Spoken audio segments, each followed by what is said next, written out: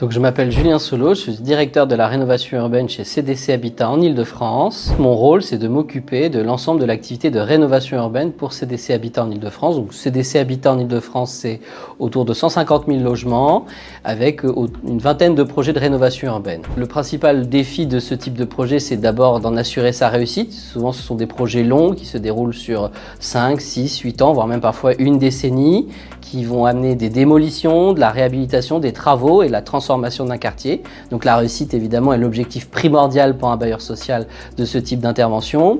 Et ensuite, qui dit calendrier long et intervention lourde, dit tout un tas, effectivement, de défis à réaliser tout au long de l'opération. L'un d'entre eux, notamment dans des quartiers en rénovation urbaine, qui sont souvent aussi des quartiers sensibles en termes de contexte de sécurité et de précarité de nos locataires, c'est la question de la sécurité. Puisque effectivement dans le cadre des démolitions, nous relogeons les ménages, souvent soit dans le quartier soit ailleurs, mais nous avons donc des logements qui sont susceptibles de connaître effectivement du squat, des dégradations.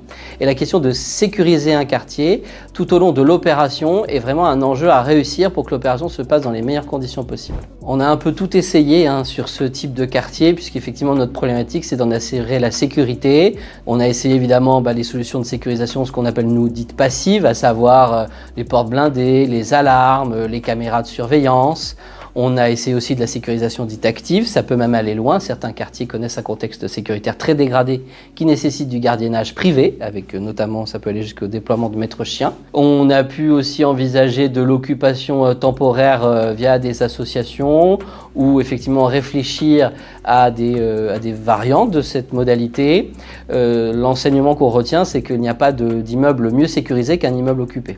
Pour un bailleur social, la vacance, c'est, si je puis dire, un défi, puisque notre métier c'est de louer nos logements, d'abord pour engranger les ressources nécessaires à faire notre travail, à entretenir notre parc et à construire de nouveaux logements, puis aussi notre rôle en termes d'utilité sociale. Notre offre de logement social, elle s'adresse aux ménages notamment les plus modestes, qui, on le sait, en France, ont un grand besoin de logement.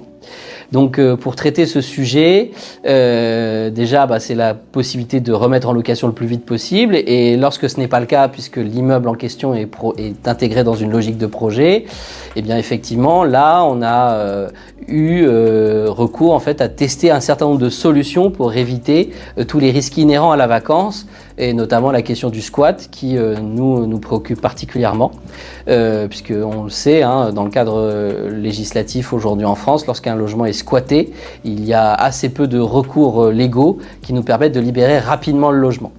Donc l'idée, c'est à tout prix d'éviter cette situation de squat qui ensuite entraîne tout un tas de mésusages et de dysfonctionnement de l'immeuble qui souvent est encore occupé pour le coup par des locataires en titre.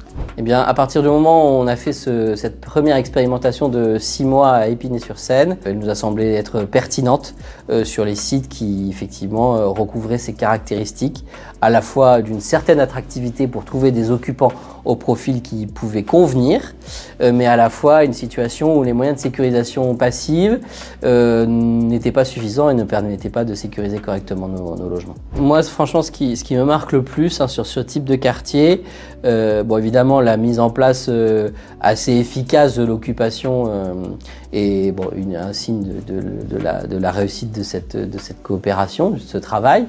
Mais moi, ce qui entre guillemets m'a plus bluffé, c'est le profil de vos occupants.